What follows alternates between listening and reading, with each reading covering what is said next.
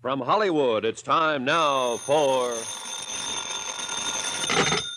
Johnny Dollar. Hi, Johnny. Pat McCracken at Universal Adjustment Bureau. Hiya, Patsy. What's on your mind? Had your fortune told lately? Nope, but I don't think I want to. The last time it came true. Oh, what was it? Well, this Madame Gaga went into a transom or whatever you call it, and... Oh, trans boys, if you didn't know. Yeah, anyhow, she told me I was going to become an insurance investigator, and I've been stuck with it ever since. Sad. But now, how'd you like to try your hand as a psychic investigator? Sure. What do I do? Drop over, will you? I'm on my way.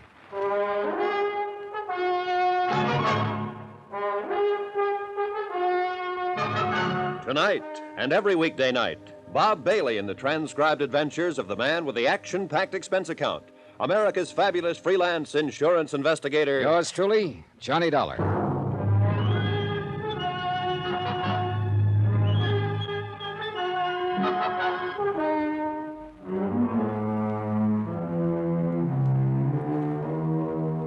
Expense account submitted by Special Investigator Johnny Dollar to the Universal Adjustment Bureau, Hartford, Connecticut. Following is an accounting of expenditures during my investigation of the matter of the medium. Well done. Expense account item 1, 115, taxi to the office of Pat McCracken at Universal. I hadn't seen Pat since he'd ruined my Southern California vacation by insisting I tie it in with the Jolly Roger matter in the Lamar case, where my expense account, for some strange reason, came out to a right nice figure. I've even included the case of VO that I'd sent him for having handed me those investigations. So I didn't know whether he was going to be nice to me or to rub my nose in the dirt. As it turned out, he didn't know either. Now, I don't quite know whether this is going to be another soft touch for that expense account of yours, or a completely crazy one, or real rough. Tommy Green seems to think the latter, though I don't see why particularly. Yeah, who's Tommy Green?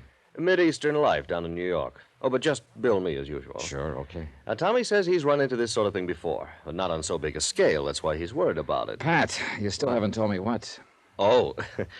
Now, one of his clients happens to be a sweet young thing named Carol Sharp, 26 or 7, beautiful, badly spoiled. Love him that way. What? Nothing. Go on. Yes. She lives alone in a swank penthouse in the East 50s down there in New York, playgirl. Tommy holds a $110,000 policy on her. Straight life. Beneficiary? Her family, mother, and a couple of kid brothers. No father? No. The others live over in Mauchunk, PA. That's where her father made the dough that keeps her in the penthouse and keeps the others living well in the old family manse. So, what's the problem? Somebody threatening her life? I don't know, Johnny. It depends on what you mean by threatening. She's just requested Tommy to change beneficiaries. What's so unusual about that? Well, one of them is to be a man named Tony Ricardo for $30,000. Oh, so she's fallen for the guy and is making the nice gesture. Maybe. We don't know yet. The other is a so-called medium, Madame Celia something. I've heard it before. Turn the family fortune over to me and I'll get in touch with dear departed Papa. That's what it looks like from here. She's being took.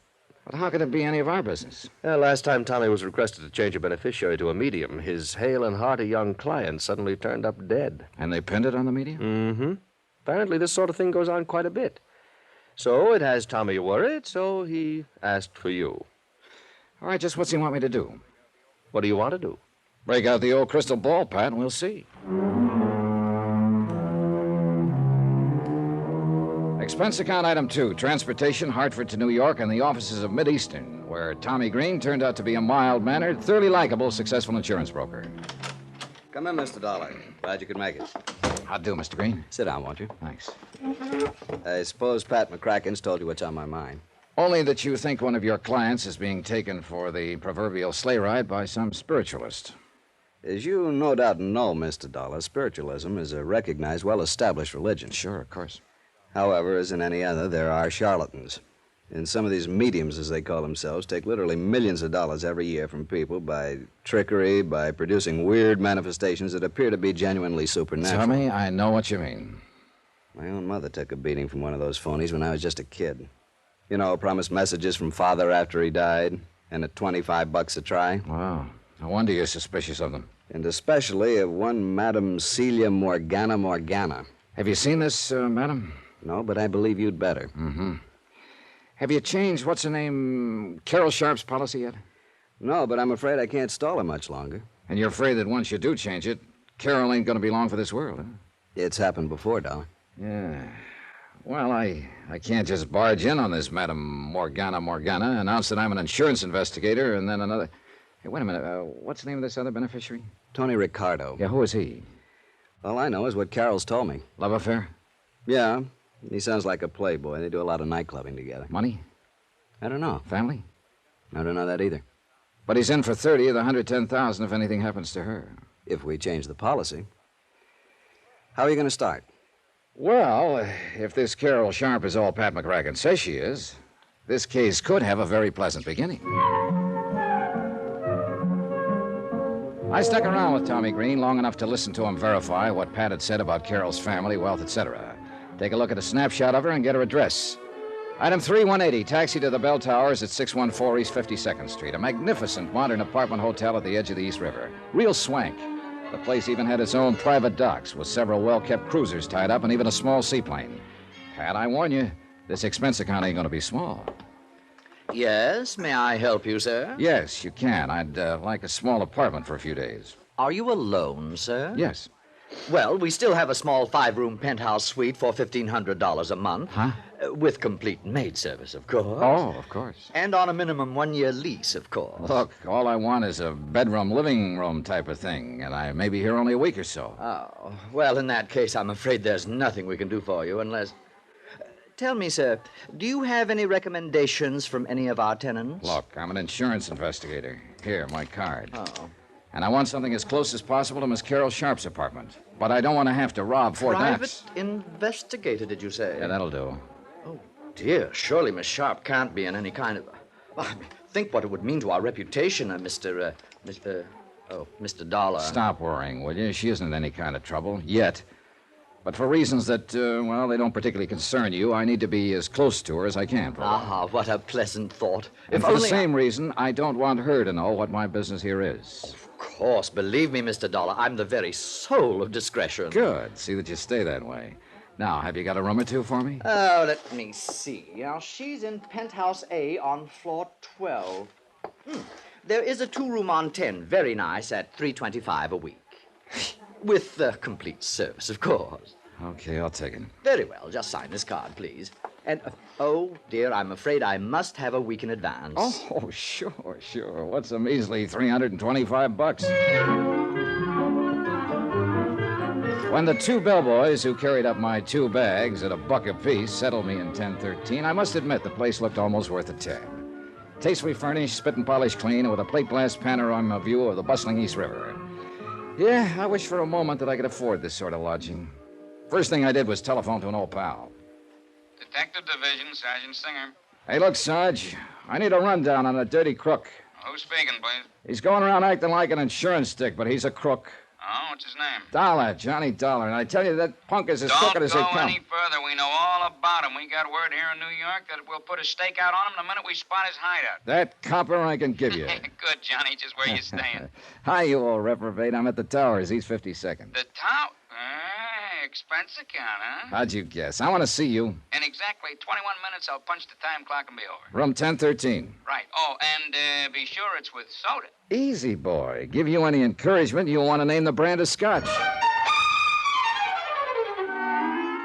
Item 4, 1220. 1 bottle of scotch and setups for 2. Sure, Johnny. Knew her from when I was doing a nightclub beat. And she's lived in town for quite a while, huh? Yeah, a couple of years at least. How much do you know about her, Randy? Not much. She's loaded. Throws her money around like it's confetti. Yeah, I figured that when I found her staying here. Father left it to her. Coal miner, wasn't he? Owned a big colliery in Frankville, Pennsylvania, somewhere near Mockchunk. Well, it must have paid off good in the old days. But tell me, what's... you want to give me a refill? Yeah, sure. Ever hear of a Madame Celia Morgana? Ha! I've chased that blousy old phony from one end of the island to the other. I look into the crystal ball, and I see into the past, the present, the future, and into your pocketbook. Yeah, and man, she could. I think she's operating somewhere over on the Jersey side now. Oh, Yeah. Thanks. But she's still operating. Operating with real class. Last time we picked her up and kicked her out. How do you mean? Nice apartment over here on the east side. Classy clientele. Say, is Carol Sharp hooked by her? Appears so. Just how does she work? Well, the usual way the phonies do. Goes into a trance, writhes around like a seasick rattlesnake, then gives with the voices. Voices? You know, speaks with the tongues of the departed.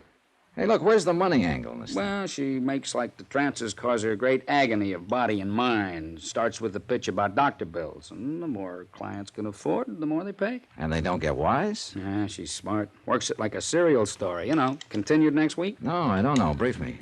Well, at each seance, she tells them just enough to whet their appetite for more. Leads right up to the next hot bit of information, has them hanging on every word, then bingo, the trance is over. Oh. However, if you come back next week when I recover my strength, so they pay her off and they're back a week later to play games with her again. I don't know. It seems pretty obvious to me. Well, that's because you've never attended a seance run by an artist at it. Hey, why don't you? I think I will. I'll see what I can dig up for you. You mean there are still some going on around town? Some. Dozens, hundreds probably. Kick them out of one place, they move to another, unless you can tie a serious rap on them. Which reminds me, Tommy Green told me... Yeah, handled that one myself, with Madame Gabor Charnarsky. Got a sweet old man to sign over his fortune, and had him knocked off. Oh, that's a dirty racket. Yeah, religion, science, the professions, they all leave an open door to the racketeers, I guess. Okay, set up a seance for me, Randy. And meantime... Yeah? Run me a make on Tony Ricardo, will you? Ricardo? Yeah, he's the other one Carol Sharp wants to name as a beneficiary. Besides the medium? Yeah. Beneficiary of a whopping big life policy. Okay, good, Johnny. I'll call you later. While I took my time showering and changing clothes, I racked my brain trying to cook up a smooth way to meet Carol Sharp. Under no circumstances did I want her to suspect the reason behind my interest in her, at least not for the present. Requisite number one, then, meet the gal. I was just tying my tie when the phone rang. Johnny Dollar. Randy, Johnny. Oh, hi, Rand. Set up a date with a medium? Yeah, for tonight, but that's not what I'm calling about. Johnny, I could write a book for you. Huh? On Tony Ricardo, and I don't think you'd like it. You seen him yet? No, but I will as soon as I can locate him. Well, if he finds out what you're working on, he'll locate you. Fine. Yeah, just be sure you see him first, and that you're carrying a gun. Thanks, Randy.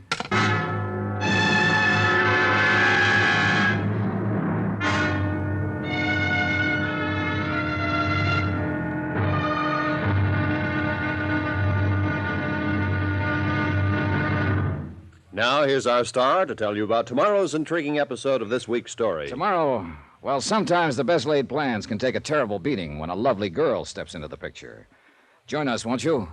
Yours truly, Johnny Dollar.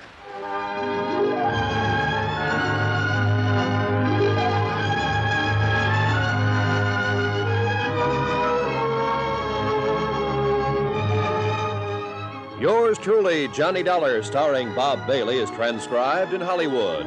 It is produced and directed by Jack Johnstone, who also wrote tonight's story. Be sure to join us tomorrow night, same time and station, for the next exciting episode of Yours truly, Johnny Dollar. Roy Rowan speaking.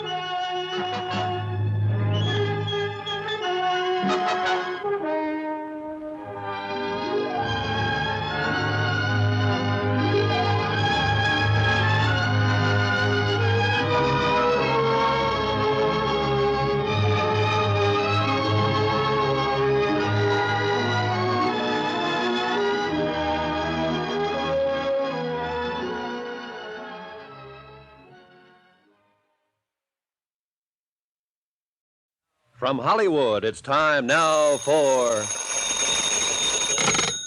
Johnny Dollar. Randy Singer at headquarters, Johnny. Oh, hi. More information on Tony Ricardo? Only what I told you before.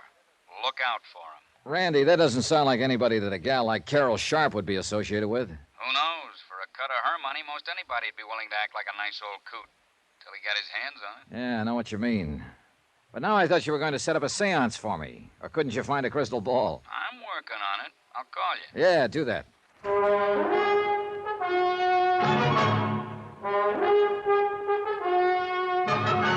Tonight and every weekday night, Bob Bailey in the transcribed adventures of the man with the action-packed expense account, America's fabulous freelance insurance investigator. Yours truly, Johnny Dollar.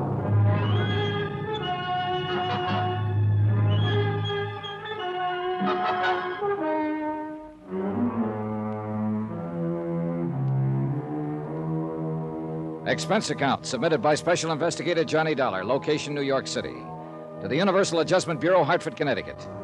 Following is an accounting of expenditures during my investigation of the matter of the medium. Well done.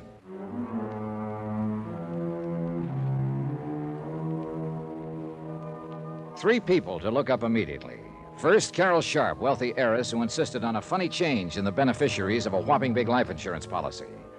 Second, a questionable character named Tony Ricardo, who was scheduled to be one of those beneficiaries. Third, in the same category as Tony, one Madame Celia Morgana, a self-styled psychic medium. Instead, I huddled with Tommy Green, the broker who handled Carol Sharp's policy. But you haven't even seen Carol yet? Nope.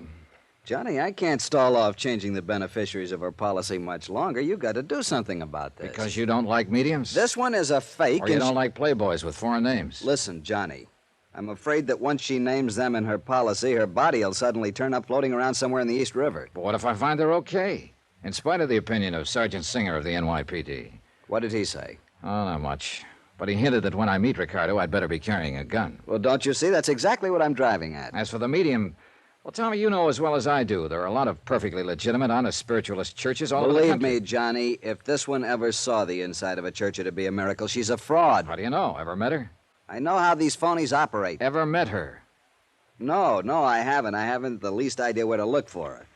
That's why I sent for you. But you haven't even seen Carol yet. Now, look. Tommy, I've taken a place in her apartment hotel, the Bell Towers.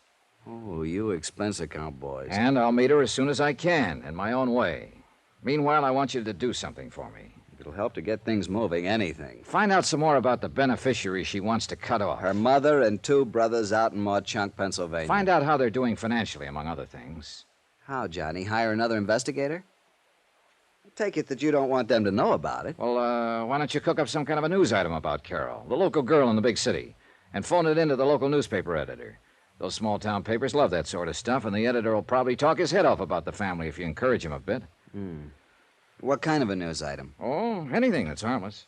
Sounds like something you'd be better at than I am. Tommy, I've got other things to do. Plenty. Armed with the snapshot of Carol, I took a cab to the Bell Towers. And I hoped that somehow, and without making it too corny or obvious, I could figure a way to get next to Carol Sharp. As it turned out, it was both corny and successful.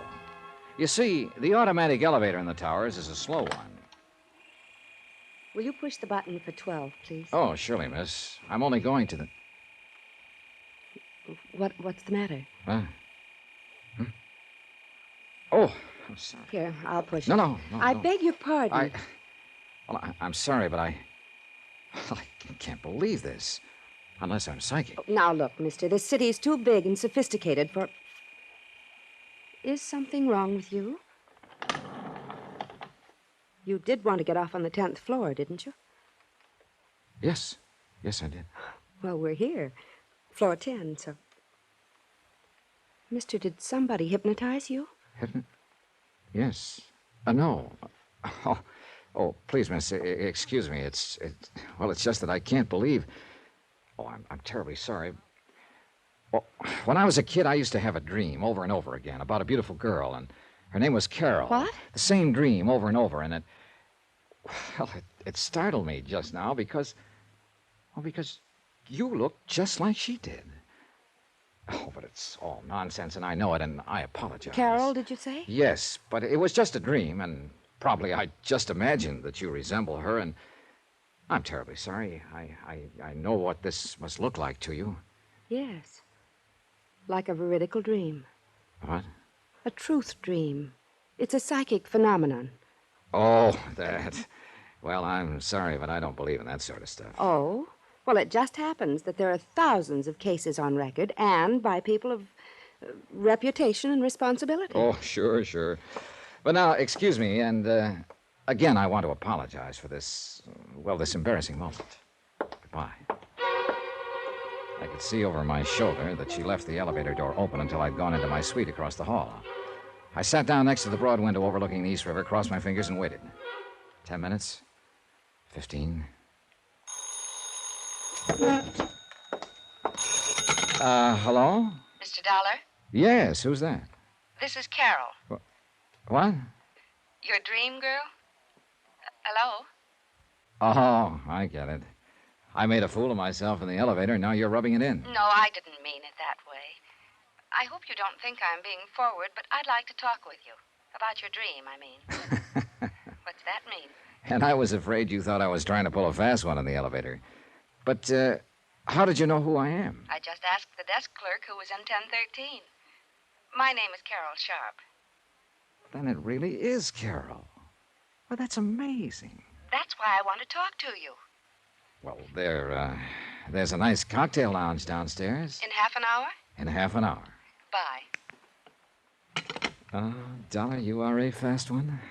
Now, let me see. Johnny Dollar. Randy Singer. Yeah, I want to know. Well, what's the matter? After what I've been talking to, this is a come down. Now, what are you... Oh, you met Carol Sharp, Sure huh? did. Oh, look, I've set up the séance I promised. You still want it now that you've met the girl? Sure. I want to find out what this stuff is all about, how those people operate and so on. Want to pick me up here at the towers? Why don't you meet me here at headquarters, and you can look over the file on Tony Ricardo. Good idea. I'll be clear any time after 6. Better make it around 7. I've got a date for cocktails. Are you in town on a case, or... With Carol Sharp. You lucky dog. See you later.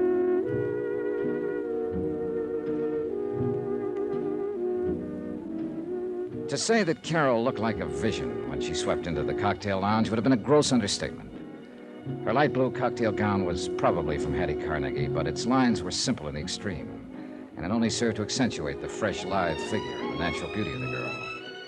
Her blonde hair was drawn back tightly, and a silver blooming stole was draped carelessly over her shoulder.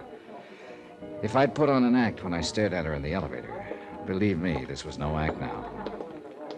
I hope you don't think me too brazen for having called you the way I did. You have no idea how glad I am. Will this be all right? Oh, fine. Thank you. I was afraid after that episode in the elevator you might have thought I was just some lonely bachelor trying to find a date. Are you a bachelor? I confirmed. Well, you just haven't met the right girl. Well, there are times like this when I think perhaps the... Your order, sir? Oh, sure, point killer. Carol? Sherry and bitters, please. Sherry and bitters and VO over ice. Thank you, sir. Be honest with me. Do I really look like the girl you used to dream about when you were a little boy? Or did you dream about a little girl your own age who just happened to bear some resemblance to me? Well, no. No, you see... That's very important. You see, if it really was a veridical dream, well, you see, the phenomenon of precognition would be involved, too, so to speak. Precognition? Yes, you're now knowing me psychically before you could possibly know about me by any natural means. Where have you lived most of your life? Oh, all over. Here in New York, Hartford, Connecticut. Eastern Pennsylvania? No, never, except for an occasional trip to Philadelphia. But that wasn't until I was grown up. Well, then you couldn't possibly have ever actually seen me, because all my life I've lived in Pennsylvania, in the coal mining district. Well, So your dreams of me must have been due to some supernatural cause. There's Carol. no other explanation. Well, is there? Carol, Sherry and bitters for the lady, and... Yeah, thanks. I'll sign that. Saved by the bell, or rather by the waiter. I'm afraid I came awfully close to admitting to Carol that I'd trumped up the whole dream business just to meet her and talk with her. She was certainly hep on the subject of things psychic, and I'm afraid a natural sucker for anyone who wanted to capitalize on her gullibility. Beautiful, intelligent, well-educated, but, well, you'll see what I mean. And although it's a terrible strain on her, these deep trances, I've received messages through her, Johnny, from my father. Through this medium. Yes, Madame Morgana. And your father's dead. He died 3 years ago. Carol, are you sure? about those messages? Yes, Johnny, I'm sure. That's why I want you to go and see. See these things for yourself, will you? Will you go to her with me? Now, don't swing at me, but at this point, I think I'd go anywhere with you. Johnny, I'm serious. I want to tell her about you anyway, and the veridical dreams. Well, all right. When? I'll call her tonight, and perhaps we can see her tomorrow night, all right? Yeah. Carol, I don't want to seem suspicious, but, Yes? don't tell her anything about me, except that you're bringing me along. Oh, no. No, of course not. She wouldn't let me anyway. That's the way the fraudulent mediums work. Oh? There are frauds among them? Oh, plenty of them. You know, they get the information from some mutual friend and pretend they're getting it from a supernatural source. And she doesn't. I'm sure of it. So far, so good. I'd met Carol Sharp. I'd convinced her in a snide sort of way that I was intrigued with this psychic phenomena business. I was well on the way to meeting the medium who had sparked this whole case. And later tonight, thanks to Sergeant Randy Singer of the NYPD, I'd attend a séance calculated to be my first step in finding out how the phonies in the racket impress their customers. There was just one more person to meet, Tony Ricardo, whom Carol wanted to name, along with the medium, as beneficiary of her big insurance policy. By the time Carol and I finished cocktails, I was sorry I'd made any plans for the evening. But I was already late for my meeting with Randy at headquarters. I took Carol back to her penthouse and then dropped into my own suite to pick up a topcoat. Somebody had shoved a note under my door.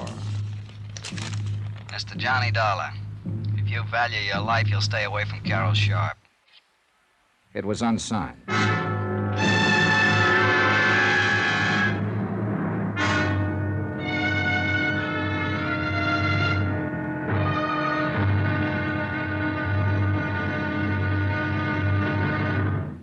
Now, here's our star to tell you about tomorrow's intriguing episode of this week's story. Tomorrow, I find out a thing or two about a killer and about a medium not so well done.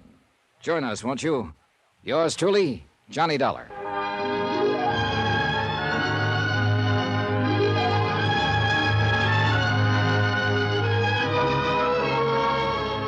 Yours truly, Johnny Dollar, starring Bob Bailey, is transcribed in Hollywood.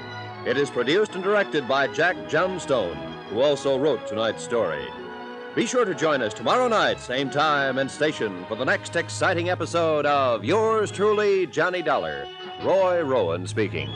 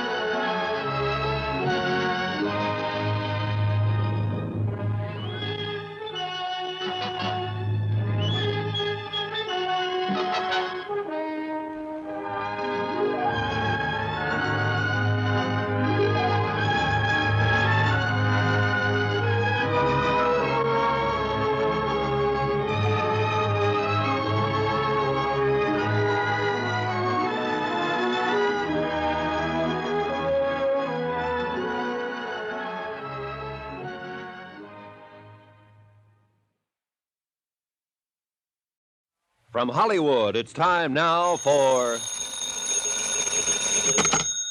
Johnny Dollar. This is Tony Ricardo. Oh, I've been hoping to get in touch with Did you receive my note? Was that your polite threat to kill me if I don't leave Carol Sharp alone? Yeah, I received it. And I have a sneaking suspicion the police department might be interested in No. it. Oh, please, I guess I acted a bit hastily. Perhaps you'll let me talk to you. You want to take the threat back? That still stands. Then you don't leave me much choice. Talk to me first. Believe me, you won't be sorry. But I might be dead. Is that it? I want to see you. Can't do it now, but where can I reach you? Sunrise 3, 9970. Okay. Meantime, don't get trigger happy.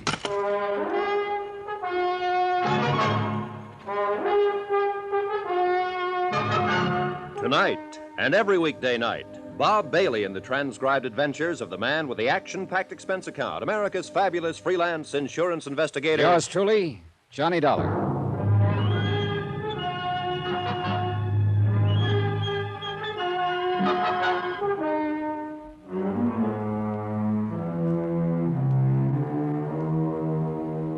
Expense account submitted by Special Investigator Johnny Dollar, location New York City, to the Universal Adjustment Bureau, Hartford, Connecticut. Following is an accounting of expenditures during my investigation of the matter of the medium. Well done. Expense account item 7, 85 cents. Cab fare from the Bell Towers to the 18th Precinct Station and Sergeant Randy Singer. So, you met Carol Sharp, huh? Yep. I put on an act that would have done credit to the Theater Guild. Told her she looked exactly like a girl I dreamed about as a kid, a girl named Carol. Oh, Lord, she swallowed it? Not only that, but she gave me a lecture on veridical dreams and allied psychic phenomena.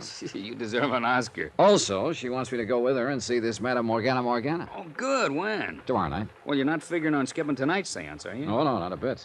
I want to find out what this stuff is all about, so I'll be prepared for tomorrow. This dame you have lined up pretty good? She's got a big following. You ready to go? Oh, wait a minute. You said you have the file on Tony Ricardo. Oh, yeah, here it is, waiting for you. Anthony Ricardo, alias Ricky Marino, alias Tony the Tip. Here's his picture.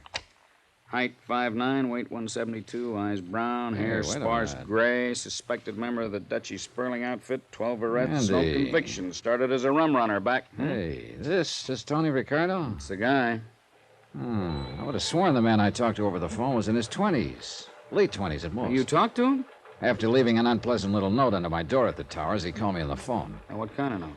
Oh, nothing particular. Just a gentle suggestion I lay off Carol Sharp. Threat, huh? Still got it?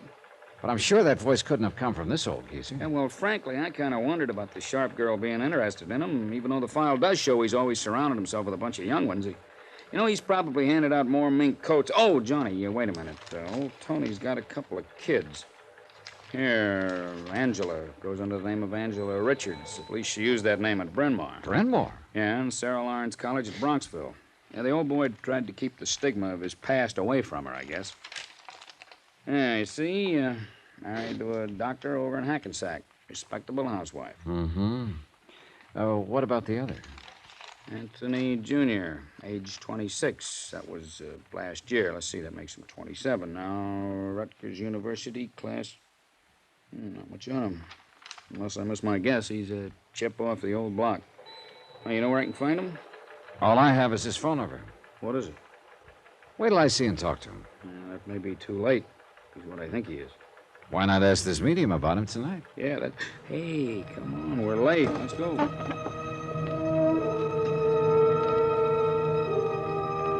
Item 8, $1.20, cab to an old brownstone house somewhere over in the West 40s, way west, in a district that had seen better days.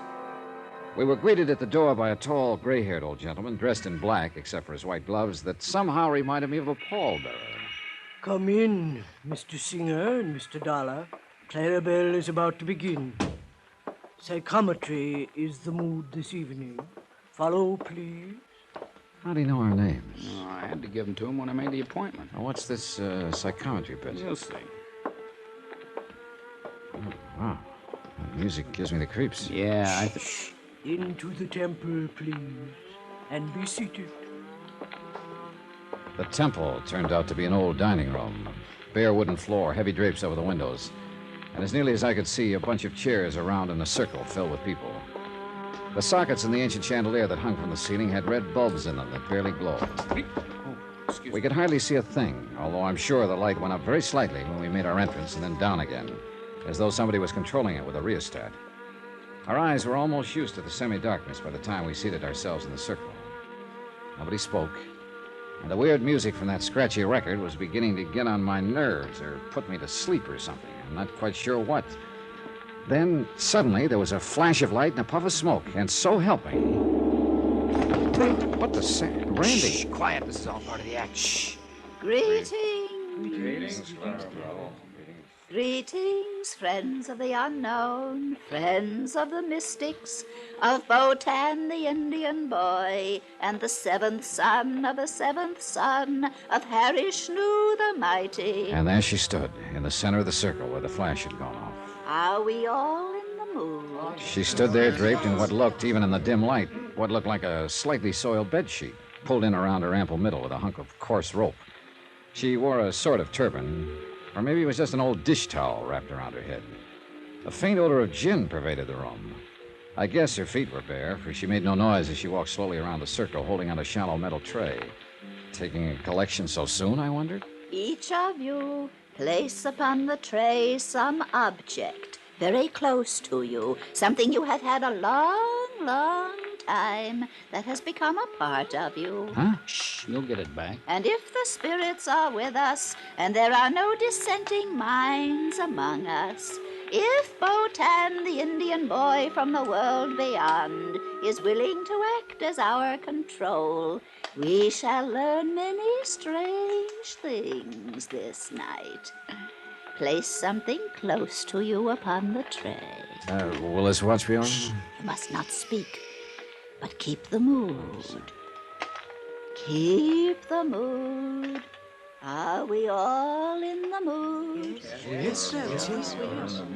And now, dear friends, while I meditate and establish contact with the spirit world, Hemingway will pass among you for the tiny assurance that you join us in all sincerity.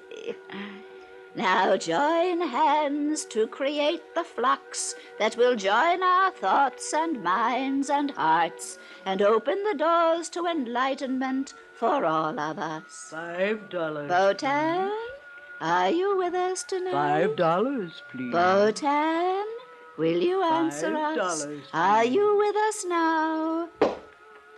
Is that Botan that answers our call, or the little sister Hyacinth? Ah, it is Botan. We may begin. I hold this ring. I feel the paramagnetic forces arising from it.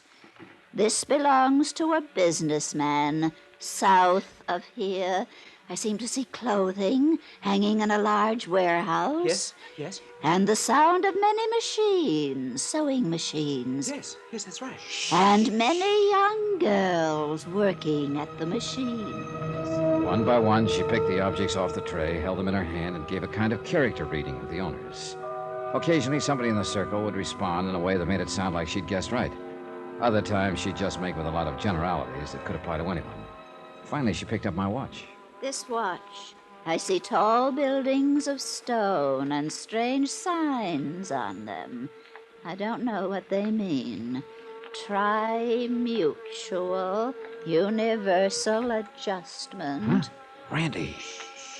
And I see great sheaves of papers carefully folded, and on each one it says, policy. Policy, I don't understand unless... Insurance, yes. This is fantastic. Wait till she gets to one I put there. The watch is from a young man, clever, energetic. I will have many things to tell him at another time, but he must see me again, often. And now, this other object that lay beneath the watch. I see a police badge. The cops! I told you. Dirty crooks, the cops are onto us. We're being raided. Slay 'em. Get 'em out of here. Hemingway! Hemingway! Come on, Johnny, I may need a hand. Just a minute there, Clarabelle. Take your filthy hands off me. Let me out of here. You're not going anywhere until I have a talk with you. Hemingway! Ditched me, ran out on me. I might have known he would at a pinch. There isn't going to be a pinch if you'll just shut up and stand still a minute. I wasn't doing no harm, honest, officer, and all the money goes to charity. All right. Settle down. Where's the light switch? Got it, Randy. I'll never live this down. Now look, officer. You look, Clarabelle. All we want is some answers to some questions. And you won't pinch me? Not if you tell the truth. Johnny? Yeah. Just how did you know so much about me? It certainly wasn't from holding that watch. Okay, so it wasn't. Though some there are who can do it that way. That I've heard. Well, go on. No pinch? No pinch. Well, When your friend called to arrange your being here tonight, Hemingway, that bum, he would walk out on me. Go on, will you? Well, Hemingway asked where you come from, so we'd know if the spirits was propitious there. That's what we always say. And I told him Hartford. That's right. So what's Hartford? Insurance. If a client's in insurance, he responds like you done. So I keep pushing it. And if he ain't, well, at least he thinks I done pretty good by describing the place he comes from. Yeah. What about the clothing maker right at the beginning? Easy. He called from a hotel, so he calls the hotel back and gets his address. You told him he was from the south of here. Sure. Woodbine, New Jersey. Only business down there of any account is clothing and small farms. Where'd you find that out? State directory, any library. And anybody could see he was a businessman, not a farmer. Well, I'll be. And hooking him that way tonight, you could have had him coming back as long as he could afford it, huh? Sure. And if it hadn't been for you, you double-crossed. Okay. Now, what about the others? Some we get the dope on and some we guess at. But there's always enough good ones to keep going. So easy. And yet, I must confess she'd had me stop for a while. We talked with her a bit longer. Randy warned her to watch her step, and we left. Took a taxi back to my hotel. Well, did you learn anything? I should hope to tell you. What did the church-going spiritualists think of her kind? They hate him, and I don't blame him. Are you still going to see Madame Morgana tomorrow night? Yeah. Well, mister, that one won't be so easy to expose, if you can expose her.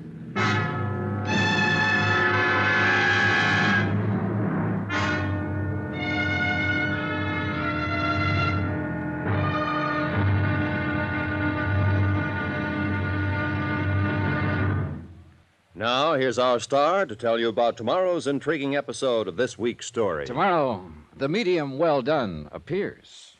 Join us, won't you? Yours truly, Johnny Dollar.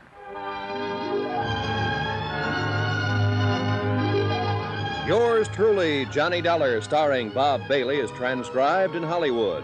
It is produced and directed by Jack Johnstone, who also wrote tonight's story. Be sure to join us tomorrow night, same time and station, for the next exciting episode of Yours truly, Johnny Dollar. Roy Rowan speaking.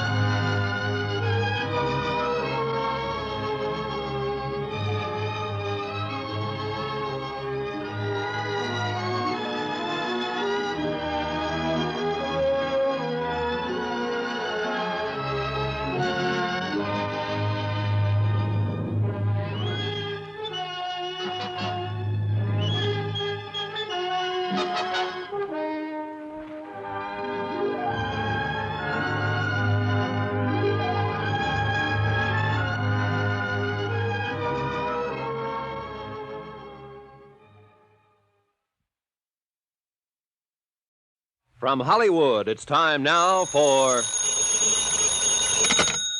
Johnny Dollar. This is Carol, Johnny. Oh, hello, Carol. I've made the arrangements for us to go to the séance tonight with Madame Morgana. Good. What time? 8 o'clock. Only it's across the river in New Jersey. Will you have dinner with me? I'd love to. But we'd better make it pretty early. Pick you up in your penthouse at 6? I'll be waiting, Johnny.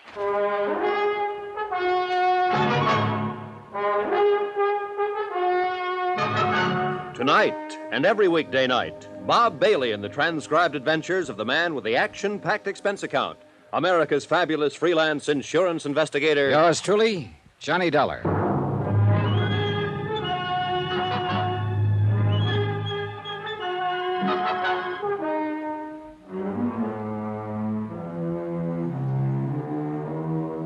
Expense account submitted by Special Investigator Johnny Dollar, location New York City. To the Universal Adjustment Bureau, Hartford, Connecticut. Following is an accounting of expenditures during my investigation of the matter of the medium. Well done. Some pretty strong pressure was being put on Carol Sharp to change the beneficiaries of her $110,000 life policy. And she was very much under the influence of a psychic medium who insisted that she be named as one of the two new beneficiaries. The other was to be a Tony Ricardo, whose father made quite a record for himself in the bootlegging gangster days of the Roaring Twenties. I met him at Susan Palmer's Oyster Bar over in Radio City. I must admit I was surprised at the sort of fellow he turned out to be. I guess it was a little, extreme to threaten you that way, Mr. Dollar. That's putting it mildly. But this whole spiritualism business and the hold it has on Carol, well, it has me terribly concerned. You don't like spiritualism? I didn't say that. You know just as well as I do, there are a great many fine, honest spiritualists in the city. But as in any other field, there are frauds, racketeers. So I've heard. It's not only true of religions, but businesses, professions, anything, you know. Sure. But now look here, Tony. Dollar, I will not have you or anyone else leading Carol on. This medium who's already has such a hold on her. Do you understand? Pardon me, Tony. Your background is showing. What? I say come off it. This kind of act won't work. What are you talking about? Do you think I don't know you're one of the two Carol wants to name as beneficiaries of her policy? You and that medium? That's not my doing. Whose doing is it? That medium, Morgana. She's been taking Carol's money by the hundreds week after week. Now you've come along to encourage her, and Dollar, I tell you to stop it. Tony. Maybe that story you gave her about dreaming of her over and over when you were a kid and couldn't even have known about it was true, but I don't believe it. Tony, that was made up out of whole cloth. I still... What? This funny decision to switch your policy around is the case I'm assigned to. Wait a minute, you mean that... Yes. I had to meet her somehow, so I used that device, knowing she might fall for it because of her implicit belief in such things. Yes, but now you're encouraging this whole thing. You're even going to see this Morgana with her tonight. Because if she is a phony, it's the only way I can show this to Carol. Well? I hope and pray that you can, Mr. Dollar. Some of the best psychic investigators in the country have been stumped by her. How are you going to go about it? I won't know until I've seen her operate. Even then, I may not know. Or maybe this medium isn't a fraud. Oh, come on, of course she is. But you can't prove it. But you or somebody must. Or Carol will change her policy and... And then turn up dead. Won't be easy, Mr. Dollar. I've attended these seances with Carol, many of them. There have been times when I've almost been convinced myself. Waiter, some more coffee, please. No more for me, thanks. You're going to need it, Tony, because I'm going to keep you here until you've told me every detail you can remember of this Madame Morgana seance procedure. All right, I'll help you all I can. You'd better.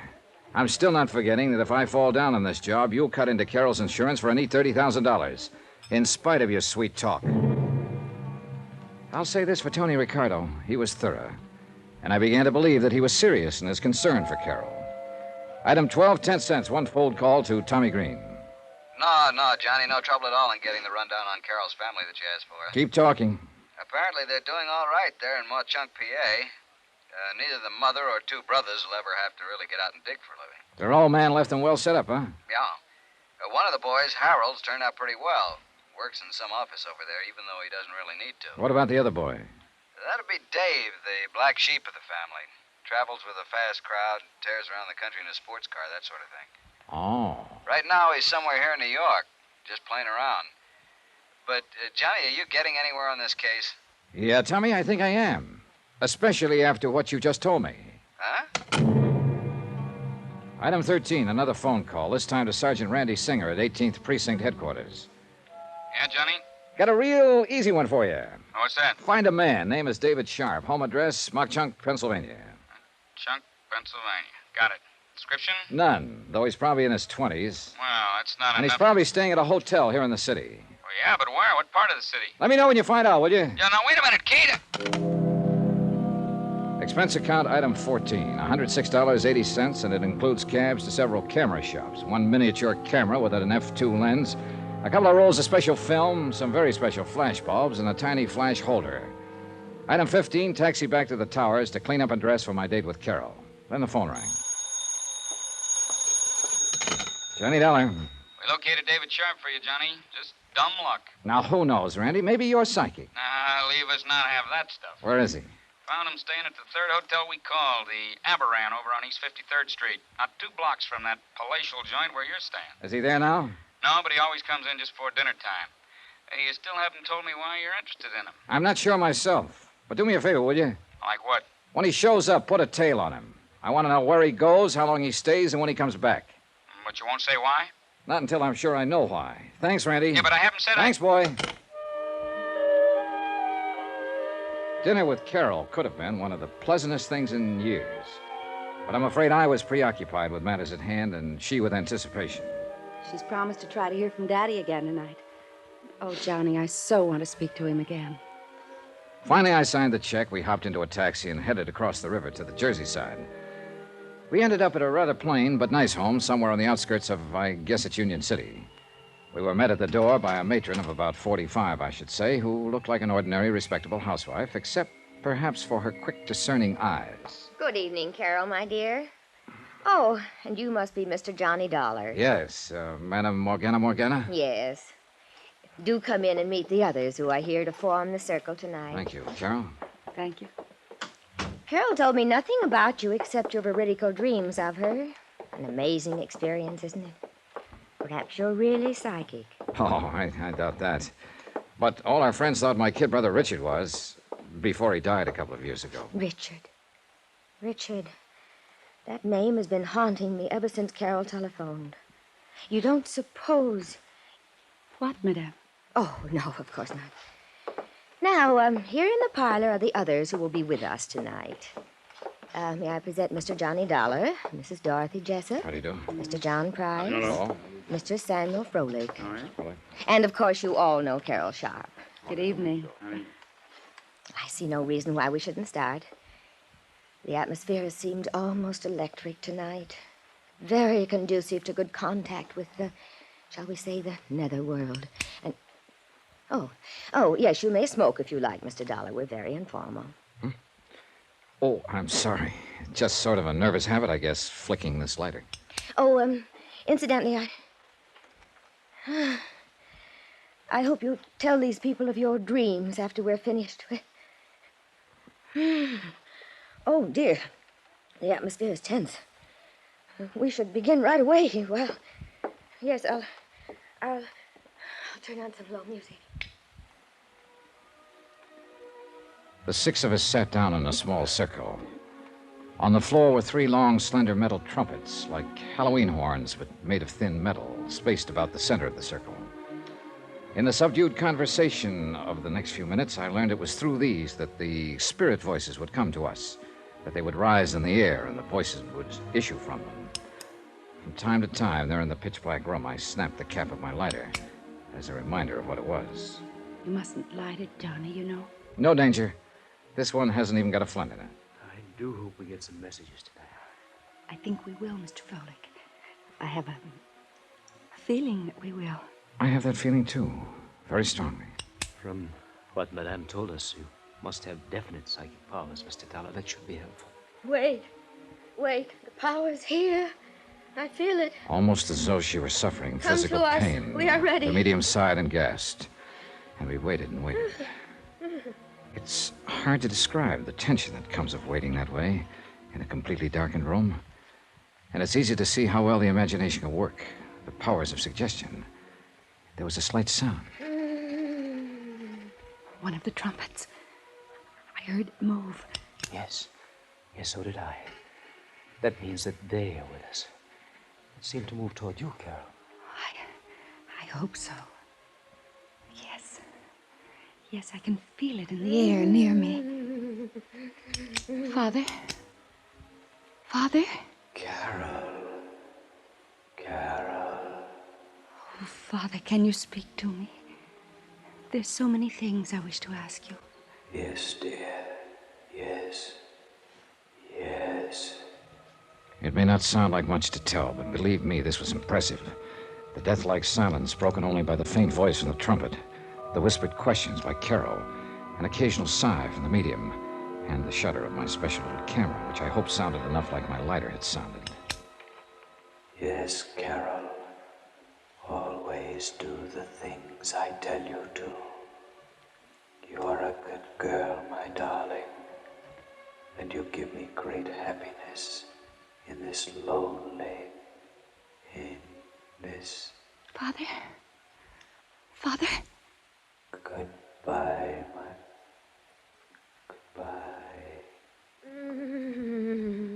Johnny, do you see? Do you see?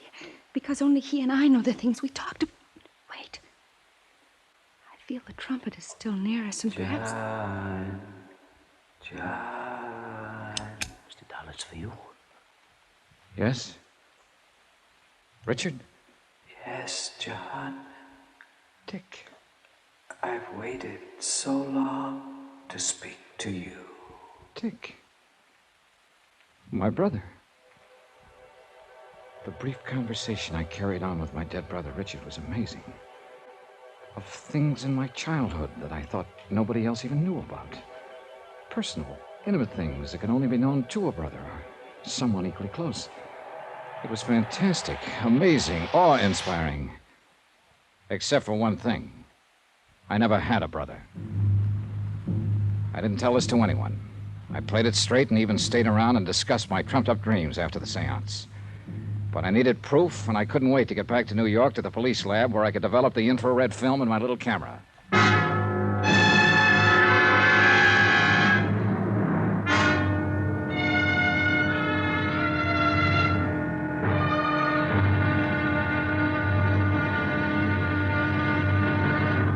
Now, here's our star to tell you about the final intriguing episode of this week's story. Tomorrow, the wind-up. And a bit of heartbreak for a very chastened girl. Join us, won't you? Yours truly, Johnny Dollar.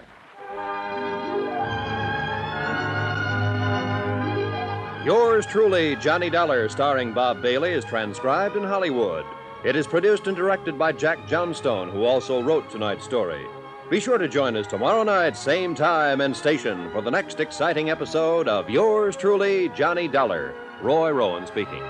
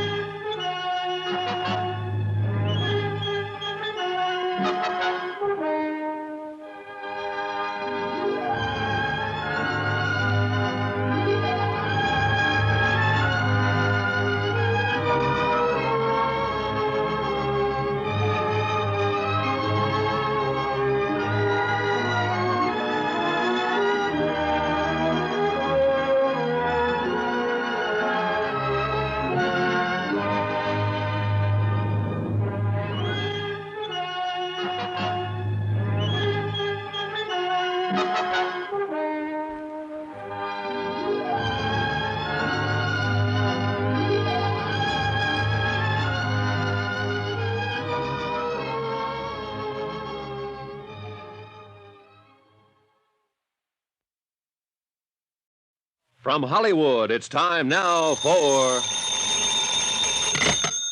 Johnny Dollar. Good morning, Johnny. This is Carol. Oh, hi, Carol. Sleep well? Johnny, you were so quiet on the way back from the séance last night. I hope it's because Madame Morgana convinced you of her powers as a medium.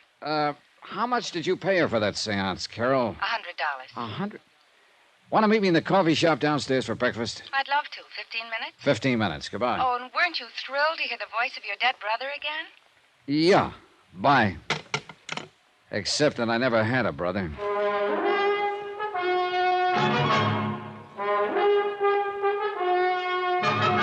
Tonight, and every weekday night, Bob Bailey in the transcribed adventures of the man with the action-packed expense account, America's fabulous freelance insurance investigator. Yours truly, Johnny Dollar.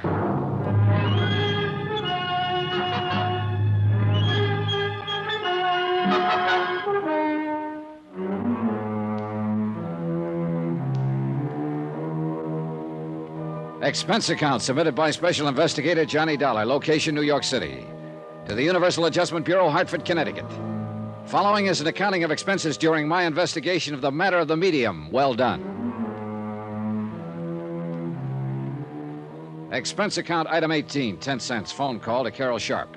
Item 19, 10 cents, phone call to Sergeant Randy Singer. Hey, I thought you were coming down here to headquarters this a.m. It's nearly 10 o'clock. As soon as I've had some breakfast, your lab get those films developed for me? They're working on them right now. And did you put a tail on David Sharp? Carol's brother? Yeah. I suppose you know he was over there in the neighborhood of that séance over in Jersey last night. I would have bet on it. Didn't you see him there? No. Oh, that's funny. Just keep that tail on him. See you later.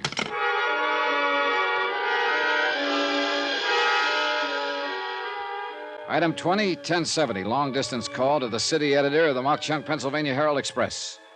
For a full half hour, I asked him questions about the Sharp family, about one member of the family in particular. Then, item 21, 585, breakfast for Carol and myself in the coffee shop at the Swank Bell Towers. You must have been impressed, Johnny. You're so quiet. Would you like to see Madame Morgana again tonight? Johnny? Carol, I think we'll see her today. Oh, but she couldn't. She always says it takes a full day to recover from the shock and strain of a séance. She goes into a deep trance, you know, in order to make the spirits move those little trumpets about and speak through them. Listen, Carol. Yes? You have a brother, David. Oh, David. Why do you say it that way? He's not really a brother. He was just sort of taken in by Mother when his parents died. I'd rather not speak of him, Johnny. The black sheep of the family, huh?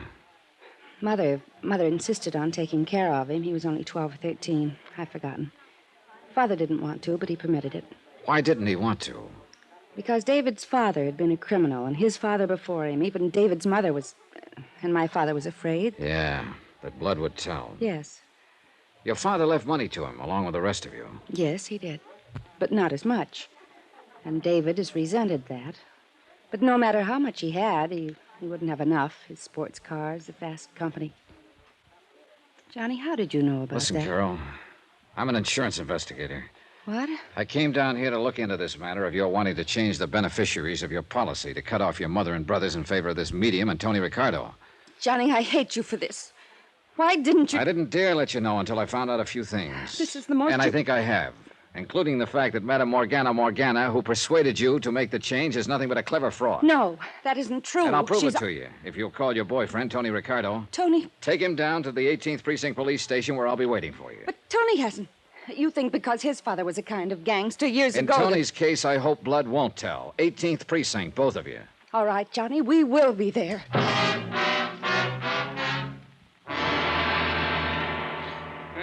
Johnny, the picture took last night. Oh, thanks, Randy.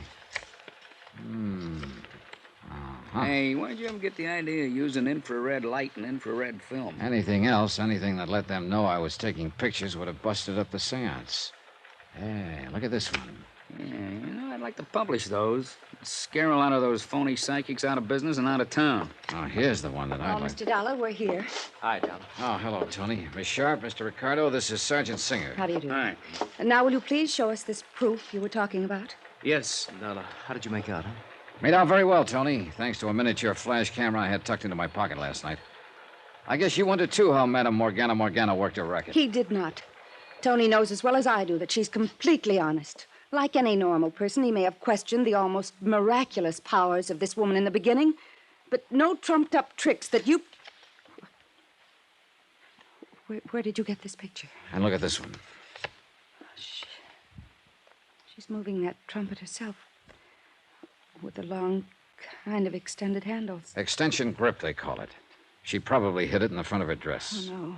But these pictures in that dark room, Infrared photography. Maybe she did use one trick. But the voices came from trumpets floating about in the air above our heads. Then look at this one. Taken when your father was supposed to be speaking to you. Oh, no. That little trumpet has a long tube on it. Yep. Extending into that curtained doorway at the end of the room where somebody could whisper through it. Oh, this is terrible. And the hundreds, the thousands of dollars I gave her, believing in her. Yep. I'm afraid you were really took. Here. Here's where my dead brother, Richard, spoke to me. The hanging trumpet is over your head. Yep. But how could she know? I didn't tell her. Oh, yes, you mentioned your brother. A completely non-existent brother, Carol. Oh. Made up. Like the dream of you I told you about. And I believed you, too. But how could she find out all those things about me? Miss Sharp, a couple of nights ago, I took Mr. Dollar to a medium that was a bum compared to this one. She told him all about himself. Have you forgotten what I found out about you and your brothers just in the last 24 hours? Oh, I don't know what to say. Don't try. We've still got to pin this whole thing down. I'm sure this Madame Morgana wasn't working alone. But who could be... How about it, Tony? No. No, not Tony. Just because his father was... Oh, no, please. Oh, thanks, Caroline. I got a report here, Johnny. Apparently he's moved again. And you guessed right. Yeah. Then we better get going. Can we use a prowl car? No, but we can get an escort as far as the city line. Then come on, all of you. The cabbie, with his accelerator on the floor, had a ball trailing our escort across town. And we had to hold him down when we finally reached the Jersey side. Randy Singer obviously had no authority over there, but as it turned out, I'm glad he came. When we pulled up to the home of Madame Morgana, I couldn't help noticing a Studebaker Golden Hawk sticking out from behind the house with a Pennsylvania license. I wasn't the only one to notice it. Johnny, that looks like David's car. I think it is. Come on. Johnny, I'm out of my jurisdiction. Oh, yeah, maybe you better wait. Yeah. Oh, Johnny, I knew David was bad, but... Oh, I still can't believe it. I know how you feel, Carol, and I'm sorry. Mr. Dollar. Wait a minute. Johnny, if you do a thing like this... I'm ready for anything. Look, Mr. Dollar, why don't just you and I go in? If anything happened to Carol, I'd never... Oh, Carol, dear. And Mr. Ricardo and Mr. Dollar. Hello, Madame Morgana. Do you mind if we come in? Why, no. But not for another meeting, of course. The strain of last night's convocation is still with me, I'm afraid. Yeah, maybe you ought to up the price for your next séance. But there ain't going to be no more. Mr. Dollar, I don't understand. Come on, Carol, Tony. We're going to look over that séance room in broad daylight. No, you can't. I won't let you destroy the sanctity of that room. Oh, yes, you will. I'll lay it on the line to you, madam, whatever your name really is. This monkey business of yours has gone far enough. So this is the room. What terrible things you're saying. You take a thing like spiritualism that a lot of honest people believe in and make a dirty racket out of it. Carol, this man is mad. Make him leave this sacred place at once. Carol, what right have you to make such horrible implications? Implications? Those were accusations. Would you like to see how those spirits of yours move trumpets around in the dark? They couldn't be seen. And how those spirit voices suddenly appear out of thin air? Look at these pictures. Oh. How did you get these? I cannot tell a lie. I did it with my little camera. Well? All right, you've exposed me. But there was nothing malicious about it. If you knew the solace, the comfort of mind and spirit these things have brought to the people who come to me. At $100 a crack, sometimes more. Why not? Carol has money. So have the others who come to me. Did you plan to make them all turn their insurance policies over to you? And then contrive to have them suddenly and unexpectedly join their immortal ancestors in the great beyond? No, that wasn't my idea. Oh, I knew something like this might happen. It has happened. Now, where is he? No, I don't know what you're talking about. Your assistant, or colleague in crime would be a better word, who stood inside the curtained door of the séance room and made with the phony voices of the dead, who gave you all the information on Carol, who's probably done a nice little research job on me since my visit last night. Yes, Mr. Dollar. David. I know all about your activity as an insurance investigator and why you're here. But it's not going to do you any good. Oh, put that thing down and give yourself up, David. So you're the one who arranged for me to be a beneficiary of Carol's policy, huh? Stand back. So that suspicion would fall on me when something happened to her? Of course. And give us a chance to clear out. But now it's too late. And now that you've found us out. Well? David, no. The light somebody turned on. Look out, Della! Look out!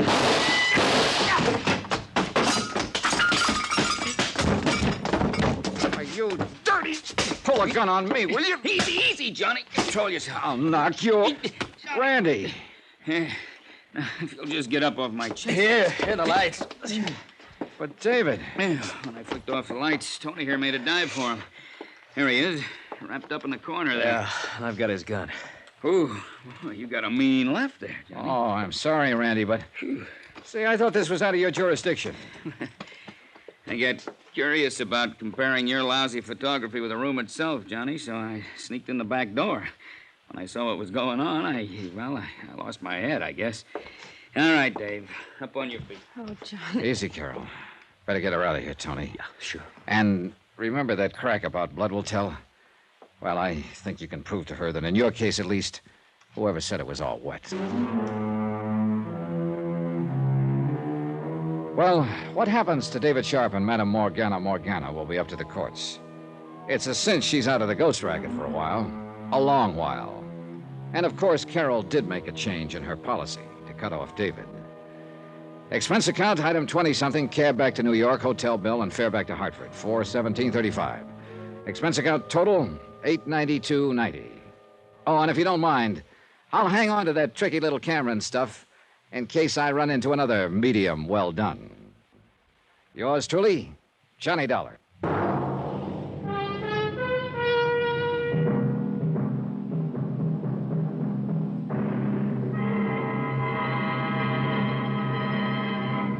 Now, here's our star to tell you about next week's intriguing story. Next week, the tears of night matter. A fabulous necklace and a fabulous girl. Join us, won't you? Yours truly, Johnny Dollar.